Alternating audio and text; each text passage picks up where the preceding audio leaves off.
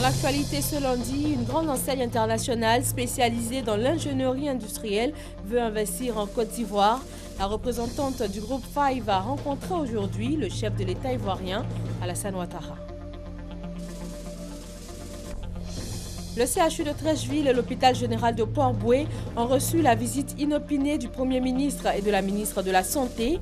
L'objectif étant de voir les conditions réelles de travail des agents de santé et aussi le mode de prise en charge des malades.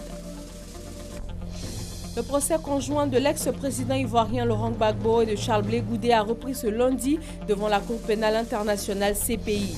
Ils sont poursuivis pour crimes contre l'humanité perpétrés lors de la crise post-électorale ivoirienne. François Fillon est revenu aujourd'hui sur la polémique créée par l'emploi d'assistante parlementaire de son épouse Pénélope. Il a présenté ses excuses aux Français, mais il maintient sa candidature à l'Élysée. Bonsoir à tous. Le groupe 5, spécialisé dans l'ingénierie industrielle, veut investir en Côte d'Ivoire. La représentante de ce grand groupe international a rencontré le président Alassane Ouattara dans le cadre d'une mission de prospection sur le sol ivoirien. Viviane Aïma. Spécialisé dans l'ingénierie industrielle, le groupe 5 intervient dans plusieurs secteurs allant de la construction d'infrastructures à l'aéronautique, l'automobile, l'industrie manufacturière, le ciment, l'énergie, l'eau potable, pour n'en citer que quelques-uns. C'est la directrice générale d'une de ses grandes filiales, Intertol Africa, qui a été reçue en audience ce lundi au palais présidentiel par le président de la République, Alassane Ouattara. Madame Bridget Ledouaba a exposé sur l'intérêt du groupe pour la Côte d'Ivoire.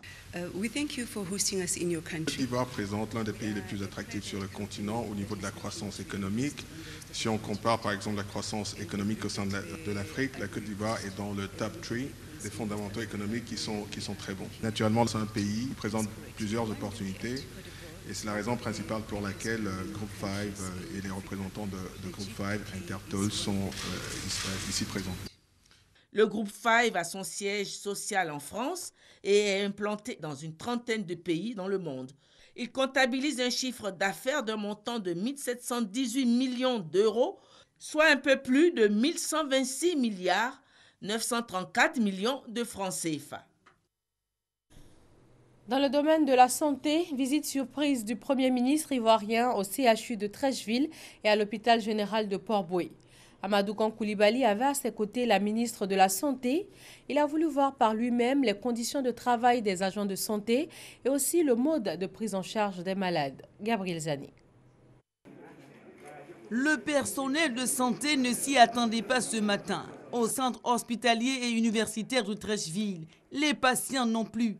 La visite du Premier ministre et de la ministre de la Santé et de l'Hygiène publique, pas de protocole, Amadou Koulibaly, accompagné de Raymond Ngoudou Kofi, s'est trouvé devant les patients du centre d'imagerie du CHU. Les médecins, les aides-soignants, les filles de salle, les malades, tout le monde est surpris. À l'Institut de cardiologie, l'effet de surprise crée la panique dans certains services. D'autres profitent bien de l'occasion pour exprimer leurs besoins. Le directeur général du CHU, arrivé lui aussi en urgence sur les lieux de la visite, prend le relais des indications. La visite surprise n'est pas anodine. Elle vise à préparer le conseil présidentiel qui se penchera sur la question de la santé. Pour offrir aux Ivoiriens une santé de qualité, nous avons décidé aujourd'hui de manière inopinée, avec Madame la ministre de la Santé, de venir sur le terrain. Avant que nous nous réunissions pour imaginer des solutions ou de débattre entre nous, j'ai souhaité que nous venions constater nous-mêmes, de telle sorte que tous les éléments qui nous seront rapportés au cours des réunions puissent correspondre à des choses que nous avons vues, des choses que nous avons entendues. Pas seulement, la visite est aussi un contrôle pour le personnel. Les absents devront répondre de leurs irrégularités au travail. J'ai pu constater que dans un des services où nous sommes passés, le professeur n'était pas là. Donc la ministre de la Santé posera certainement la question pour savoir pourquoi est-ce qu'à cet endroit, il n'y avait ni professeur, semble-t-il, ni assistant. Et bon, à partir du point que nous sera fait, naturellement, les décisions devront être prises. La quasi-totalité des services du centre hospitalier de Treichville n'échappe au contrôle. De la clinique de la médecine interne en réhabilitation aux urgences médicales, en passant par le bloc opératoire et la chirurgie pédiatrique, Amadou Gon Coulibaly vérifie, cherche à comprendre le fonctionnement de nos hôpitaux. Pour se faire une meilleure idée, un autre établissement sanitaire a été visité, l'hôpital général de Port-Boué. Aujourd'hui, lundi 6 février, c'est la journée internationale de lutte contre les mutilations génitales féminines. En Côte d'Ivoire, le taux de prévalence de l'excision est passé de 43% en 1994 à 38% aujourd'hui. Mais contrairement à la moyenne nationale, Abidjan enregistre une augmentation de 11%. Ami Sissoko. Douleurs intenses, hémorragie, infection, infertilité, complications à l'accouchement sont quelques-unes des conséquences des mutilations génitales féminines, MGF, une forme de violence faite aux filles et aux femmes. En Côte d'Ivoire, la forme la plus pratiquée est l'excision. 38% des femmes âgées de 15 à 45 ans ont été excisées, une pratique qui présente d'énormes risques pour la santé de la femme. L'excision ou mutilation génitale féminine est la blessure ou l'ablation d'une partie ou de toutes les parties des organes génitaux féminins. Il y a beaucoup de risques dans la mutilation génitale féminine. Par exemple, au mois de l'accouchement, ces femmes qui ont été excisées n'ont plus la souplesse de leurs organes génitaux externes. Et au cours de l'accouchement, elles sont sujettes à des déchirures. Mais il y a aussi les conséquences psychologiques. Cet organe, c'est aussi l'organe de la sexualité. Il y a une perturbation de la sexualité de la femme. Je suis partie en excision. J'ai saigné jusqu'à... Depuis quand je suis quittée en excision là. Quand j'accouche net, on me reprend sur une brancard. Je ne peux pas marcher, je saigne. Conscient des risques de l'excision, le gouvernement et la société civile ont entrepris plusieurs actions, entre autres campagne de sensibilisation, adoption de la loi du 23 décembre 1998 pour interdire l'excision. Des actions qui portent leurs fruits. Selon l'ONG ONEF, Organisation nationale pour l'enfant, la femme et la famille, le combat gagne du terrain. Le taux de prévalence en Côte d'Ivoire, qui était de 43% en 1994, est passé à 38% aujourd'hui. Les taux dans certaines régions ont également baissé. Par exemple, au nord-est de la Côte d'Ivoire, de 53% en 1994 à 20%. À l'ouest, de 75% à 57%. Par contre, à Abidjan, une augmentation du taux de l'excision est constatée, de 25% à 36%. Après plus d'une décennie de crise que la Côte d'Ivoire a traversée, les populations du nord et de l'ouest notamment sont descendues vers la région d'Abidjan et naturellement toutes ces personnes-là sont restées jusqu'au moment de l'enquête. C'est ce qui a gonflé un peu le chiffre au niveau d'Abidjan. La lutte avance, elle progresse. Cela est lié à beaucoup de facteurs. Nous avons l'engagement de la communauté internationale et puis notre pays, depuis 1998, a adopté une loi qui réprime l'excision. Et à côté de cela, il y a également la lutte que mènent de façon inlassable les ONG dans les différentes localités. L'Association des femmes juristes de Côte d'Ivoire note 5 cas de procès, dont un en cours à Danané, qui ont permis de condamner 29 personnes en Côte d'Ivoire depuis l'adoption de la loi en 1998. Aujourd'hui, nous pouvons parler de condamnation, mais il y a une dizaine d'années de cela, je dirais même 5 ans avant, on n'avait pas de condamnation. C'est une violation des droits de l'être et de la femme. La loi dit que quiconque commet une mutilation génitale féminine est puni d'1 à 5 ans d'emprisonnement et d'une amende de 360 000 à 2 millions de francs CFA. La peine est portée au double lorsque l'auteur appartient au corps médical ou paramédical. Et la peine est d'un emprisonnement de 5 ans à 20 ans lorsque la victime est décédée. Pour atteindre la tolérance zéro recommandée par les Nations Unies, les acteurs de la lutte recommandent l'implication de tous. Il faut encourager toujours nos populations à dénoncer. Il faut que la loi soit davantage vulgarisée. Aussi, nous demandons l'implication de nos autorités, surtout de nos hommes. Nous demandons plus l'implication de nos élus. Pour que nous arrivions vraiment à la tolérance zéro, il faut que nous puissions avoir un programme national de lutte contre l'excision. Moi, j'ai arrêté de faire parce que tu sois exciseuse ou que tu ne sois pas exciseuse, tu n'es pas au-dessus de la loi. Le 6 février de chaque année est décrété Journée internationale de la tolérance zéro à l'égard des mutilations génitales féminines par les Nations Unies. C'est l'occasion pour tous les acteurs de la lutte de sensibiliser davantage à l'abolition de cette pratique dont sont victimes chaque année 3 millions de femmes dans le monde. Elles sont environ 200 millions de femmes aujourd'hui victimes de l'excision selon l'Organisation mondiale de la santé. Ce lundi est jour de classe pour les députés de la nouvelle législature ivoirienne. Ils sont en formation à Yamoussoukro, la capitale politique et administrative. Ils reçoivent des rudiments pour un meilleur exercice de leurs fonctions, notamment le contrôle de l'action gouvernementale et législative. Kader Sogodogo. Yamoussoukro, Fondation Félix Houphouët-Boigny pour la recherche de la paix. L'Assemblée nationale y délocalise ses activités le temps d'un séminaire. Après sa rentrée solennelle ponctuée par l'élection de son président, le Parlement ivoirien est face à de nouveaux défis. Avec l'avènement de la Troisième République née de la Constitution du 8 novembre 2016, le Parlement passe du monocaméralisme au bicaméralisme, donc 2 chambres avec l'arrivée du Sénat. Dans ce nouveau paysage institutionnel, il apparaît opportun d'organiser ce présent séminaire d'orientation des locataires de l'hémicycle. 255 élus du peuple au total. Cette Troisième République, voulue par son Excellence M. Alassane Ouattara, président de la République de Côte d'Ivoire, et par le peuple de Côte d'Ivoire le 8 novembre 2016, ouvre pour notre Parlement une nouvelle ère avec la création d'une 2e chambre, le Sénat. Ce changement institutionnel, auquel s'ajoutent les interrogations et appréhensions de nouveaux députés qui endossent pour la première fois le costume de parlementaire et de représentants du peuple, justifie à eux seuls ce séminaire d'imprégnation qui s'adresse donc à tous et à chacun. Pendant 5 jours, des communications, des échanges et des exposés seront au programme. Ce séminaire d'orientation de l'Assemblée nationale bénéficie du soutien de partenaires comme l'USAID, ONU Femmes et le National Democratic Institute. Et nous vous proposons d'écouter les réactions de quelques députés pour ce premier jour de formation. Je suis à ma première législature, donc il est important de prêter toute l'attention pour mieux comprendre ce qui va être dispensé comme savoir afin de m'enrichir.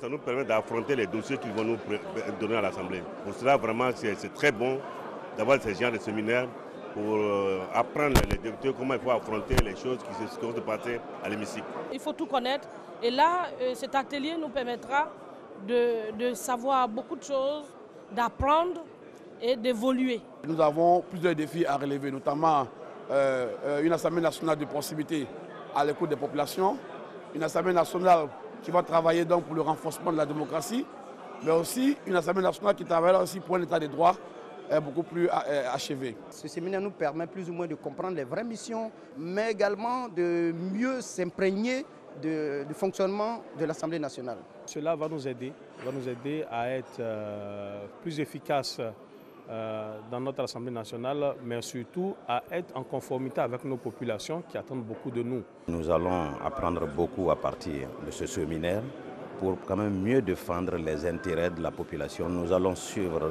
attentivement et de façon religieuse pour mieux comprendre parce que c'est notre raison d'être ici aujourd'hui. Ça va renforcer nos capacités et nous permettre de connaître ce que c'est que réellement l'Assemblée nationale du Côte d'Ivoire. Et je pense que nous sommes très heureux de participer à ce séminaire-là. Direction la Cour pénale internationale pour la reprise du procès conjoint de Laurent Gbagbo et de Charles Blé Goudé. Après une pause de 2 mois, à la barre ce lundi, le 30e témoin de l'accusation. Alexis Ouedraogo. Une absence remarquée pour cette reprise de procès, celle de Charles Blé Goudé, absent en raison d'un léger accident ayant entraîné des examens médicaux, ont indiqué ses avocats. Une absence qui n'a pas entravé les dispositions des témoins de l'accusation. Ce lundi d'ailleurs, le 30e témoin de l'accusation était à la barre. Mécanicien de formation, Salifou, comme on le prénomme, dit avoir reçu une grenade à la main lors de la crise post-électorale en 2011. Plus d'1 an après l'ouverture du procès, la parole reste au procureur. Ouverte ce lundi après environ 2 mois d'interruption, cette session va durer jusqu'aux vacances judiciaires prévues courant mai-juin 2017. Sur les 138 personnes que le bureau du procureur souhaite faire témoigner, une trentaine, pour l'heure entendue, Laurent Gbagbo et Charles Blé Goudé sont accusés de crimes contre l'humanité, meurtre, viol, autres actes inhumains et persécutions lors de la crise post-électorale de 2011. Charles Blé Goudé, absent ce matin pour la reprise de son procès devant la Cour pénale internationale. Nous avons joint son avocat pour savoir pourquoi. Et dans l'entretien téléphonique réalisé par Sylvie Touré, Maître Ndri Claver-Quadio livre également des informations sur le déroulement des audiences, sur l'état d'esprit des accusés et aussi sur sa ligne de défense. Nous l'écoutons. Bonsoir, Maître Ndri Claver-Quadio. Vous êtes co-conseil dans l'équipe de défense de M. Charles Blé Goudé. Comment se porte-t-il à la reprise du procès aujourd'hui? M. Charles Blé Goudé se porte très bien. C'est vrai qu'il n'a pas été possible pour lui d'assister à l'audience de ce jour, compte tenu d'un contrôle médical qui devait avoir lieu aujourd'hui. Mais sinon, à part cela, il se porte très bien. Et M. Laurent Gbagbo, l'ex-président de la République?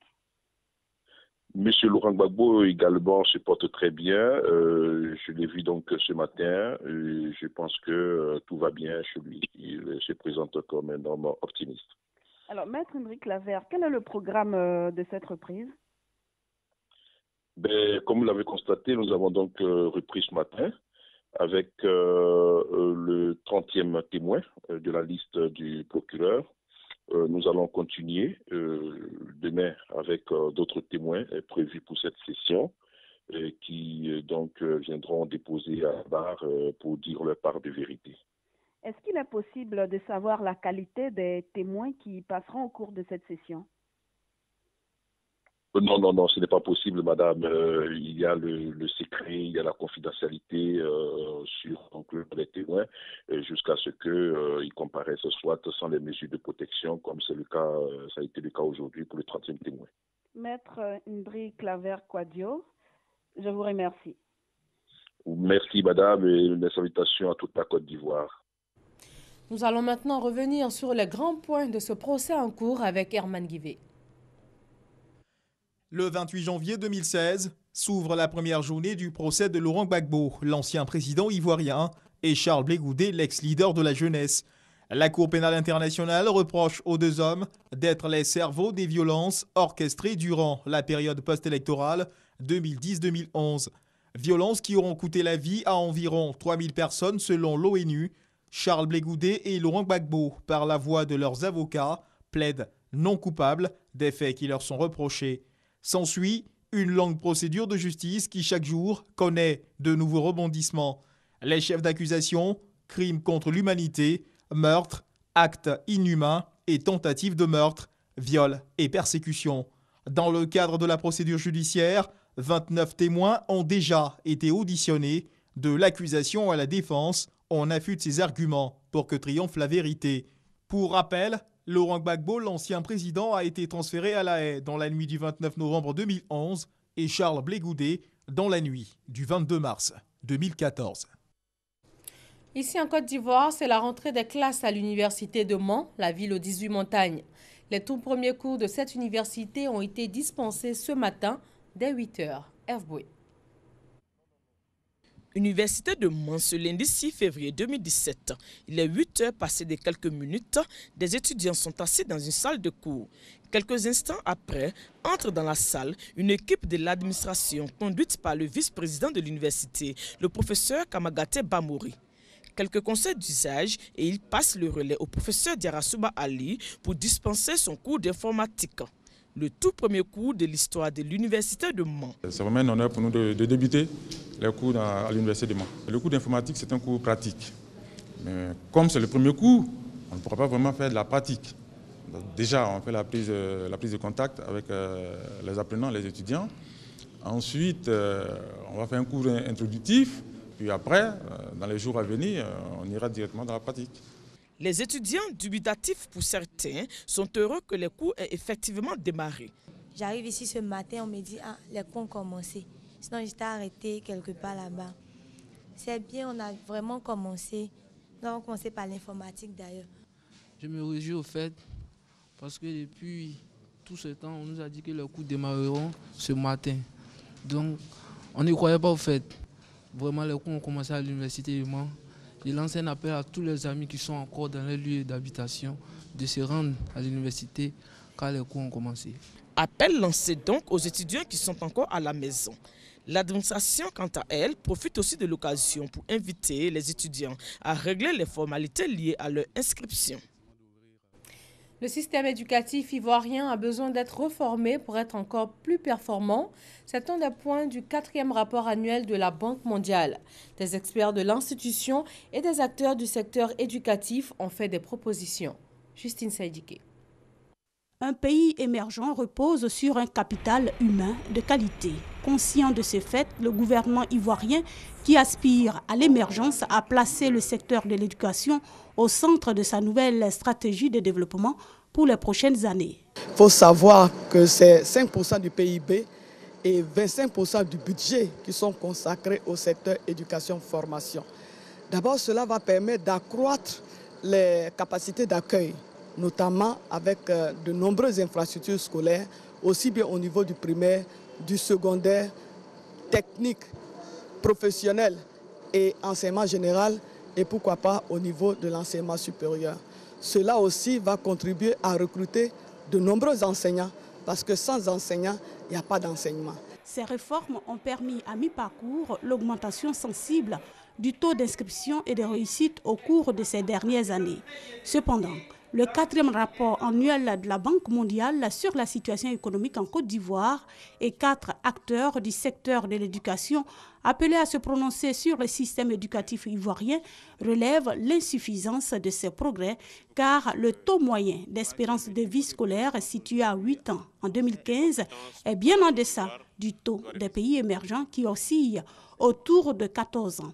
Par conséquent, il propose, entre autres, l'amélioration de la performance du corps enseignant, l'octroi de subventions scolaires aux familles et non aux écoles privées, l'augmentation des dépenses en équipement et surtout la mise en place d'un nouveau contrat social où toutes les parties prenantes vont œuvrer pour offrir le meilleur avenir possible aux enfants de Côte d'Ivoire.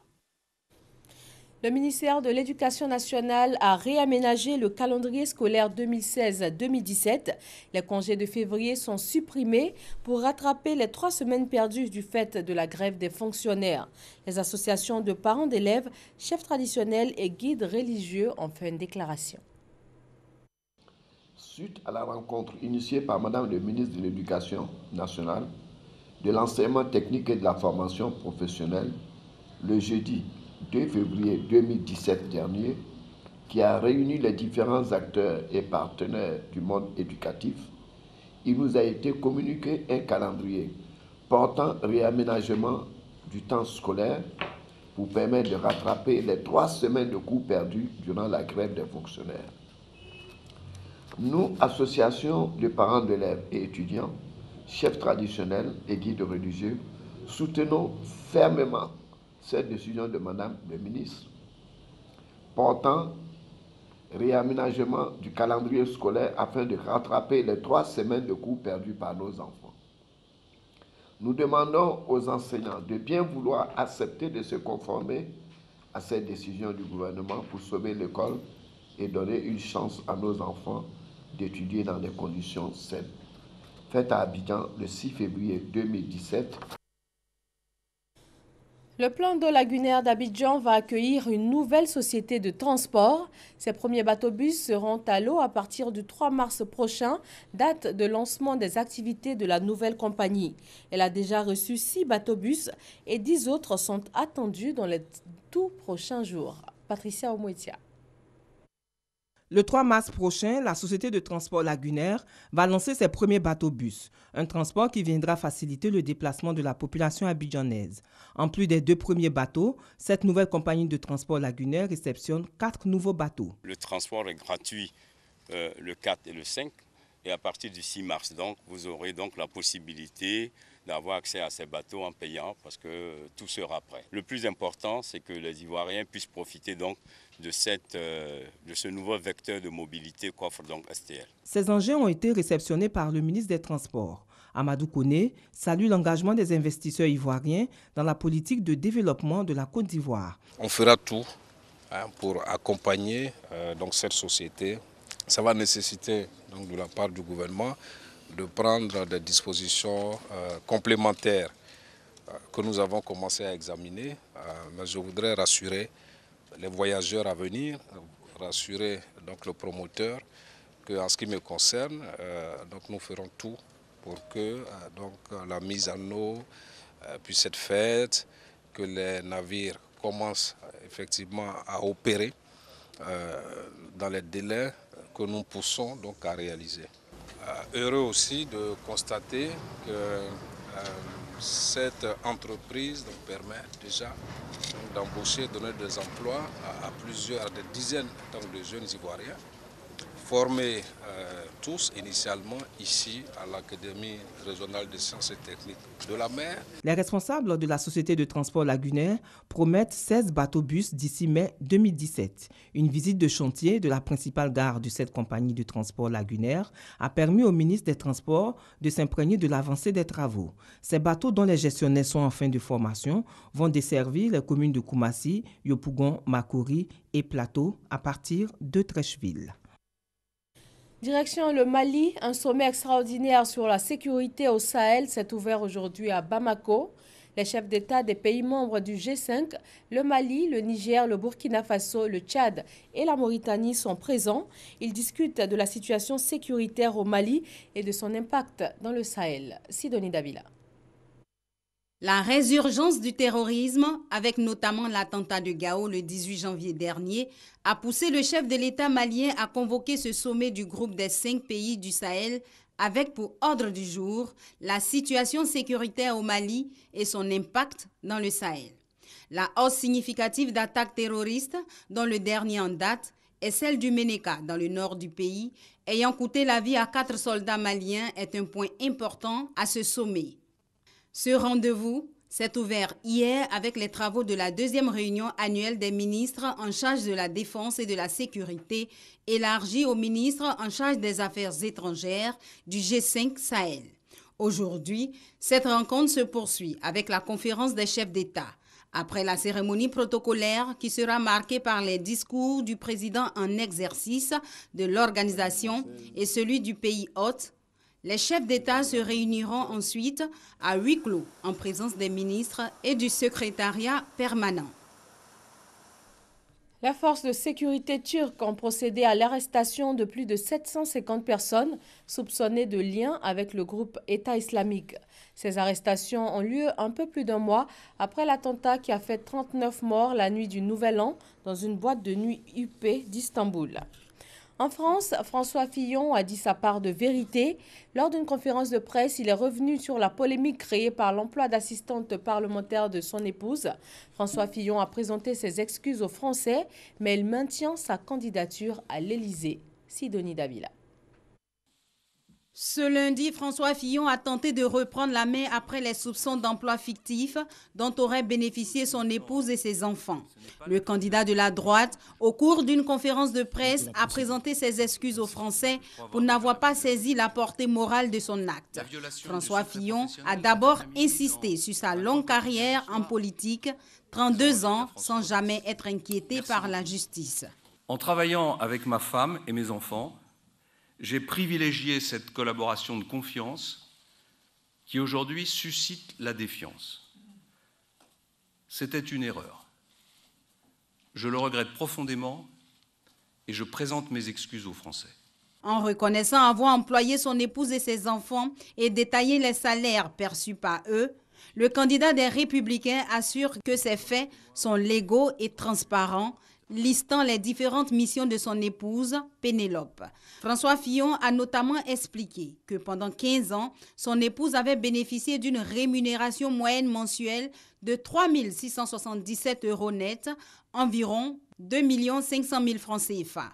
Une rémunération, selon lui, parfaitement justifiée. Son salaire était parfaitement justifié parce que son travail était indispensable à mes activités d'élu. Oui, elle n'a jamais été ma subordonnée. Elle a toujours été, d'abord et avant tout, ma compagne de travail et ma collaboratrice. Pas question de quitter la course à la présidentielle. Le candidat assure également qu'il n'a rien à se reprocher et qu'il était donc légitime qu'il maintienne sa candidature à l'Élysée. Après des jours de perdu à cause de cette affaire, une nouvelle campagne commence pour lui dès ce lundi soir pour tenter de renouer le lien avec les Français. Terminons avec un sujet plus heureux. La reine d'Angleterre, Elisabeth II, célèbre son jubilé de saphir, 65 ans sur le trône d'Angleterre. La doyenne des monarques du monde entier bat ainsi un nouveau record. La reine Elisabeth II est montée sur le trône en 1952 à l'âge de 25 ans. Elle a fêté ses 90 ans en avril dernier. Merci de votre attention et très bonne fin de soirée à tous sur RTI 1.